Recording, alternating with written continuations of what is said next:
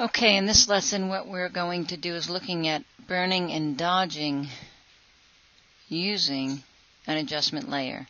So I have my photograph open in Photoshop. Again, I know that by the top left it says Photoshop, so I'm good to go. Here's how this works. In the Layers palette, let me move this over so you can see it better. I am going to New Layer. Very important. I'm going to call this 50% gray because that's what this layer will be. Mode. I need to go change this to Overlay. Fill with Overlay, neutral color, 50% gray. Once I say OK, I want you to watch what happens in my Layers palette. I say OK. And now I have two layers in my Layers palette. One, of course, says 50% gray. That's what I just added. And one is the photograph. Doesn't look like anything is going on here. I'll turn the visibility off of the layer underneath, the background layer. And now you can see there really truly is something happening.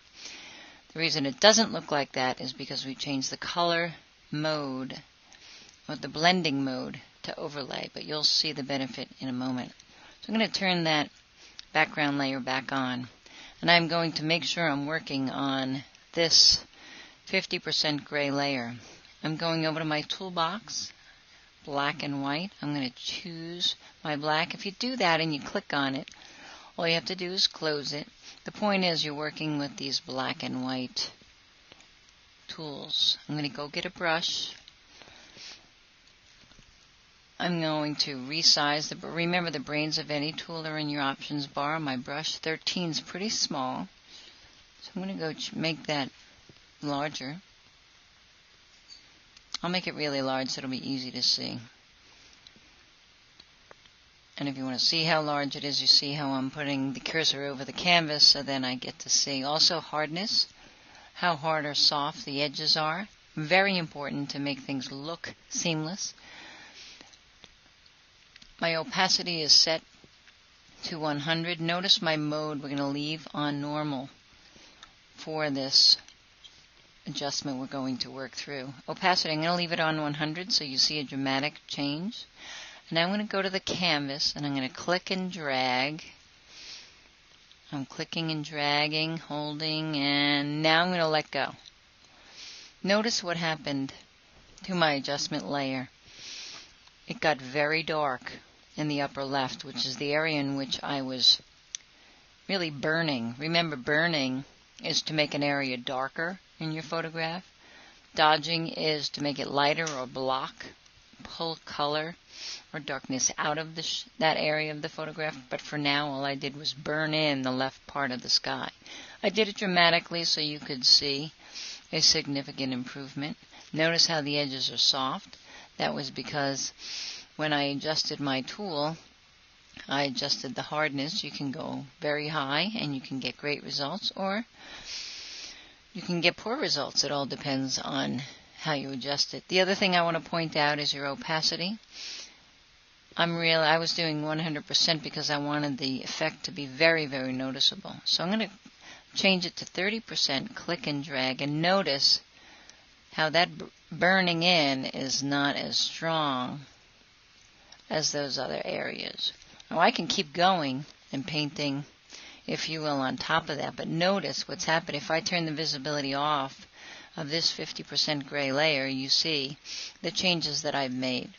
The good news with this method is it's non-destructive. So if I end up hating this at the end of the day, or I print it before the night is over and I hate it, I can just chuck it and start over. So that's great. Once you alter your original layer, you don't have that flexibility, so that's the benefit. The other thing I'd like to point out is, let's just say these bags are a little too dark. I'm going to flip my color with the little double arrow there to white. So now I'm going to dodge the bag areas just to show you what happens. So I'm going to click and drag.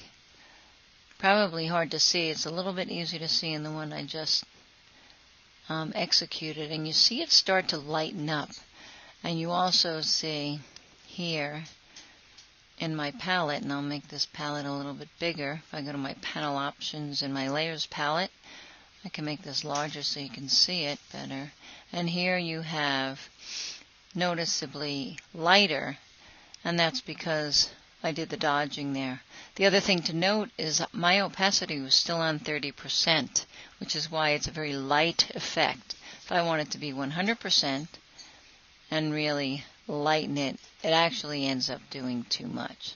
But that's how you know how your tool is set, or you're mindful of the tool being set correctly. So as long as you're sure you created this 50% layer, adjusted that blending mode to overlay, and you have a layer that looks gray like this, you did the adjustment layer correctly. It's just a matter of getting used to burning and dodging this way. So sometimes you go too far and you see that, well, that was way too much. So I'm going to undo that. Command Z is undo. So there, we're good to go. Once you're happy with this, be sure to save it. File, Save As. And I'm going to save this with 50. I'm not going to say 50%. Because you never use symbols in naming your files. The reason is you're more likely to have a problem with corruption, or down the road you can end up with some other issues if you leave blank spaces or use any symbol. So we ask that you don't do that, and if anything, use an underscore. I could type out the word %, but I don't think that's necessary. So once I'm happy with that, I'm going to say Save, Maximum Compatibility, OK. And now I'll close this just to prove a point. File, Close, and I'm going to go, I'll close this one too, just so not to confuse you. Close, and I had it open a couple of times. Close, File, Open Recent, and I'm going to go to the one that says 50 right there. And you see, even though I closed the document, that 50% gray layer is still there. So if you want to see with it off, turn the visibility off in the layers dialog box. Turn it on, turn it off, and that's the effect. I don't happen to like this, so I'd probably ditch it, but the point is that's how you set up that 50% gray layer for burning and dodging that way. Okay, let's give it a try.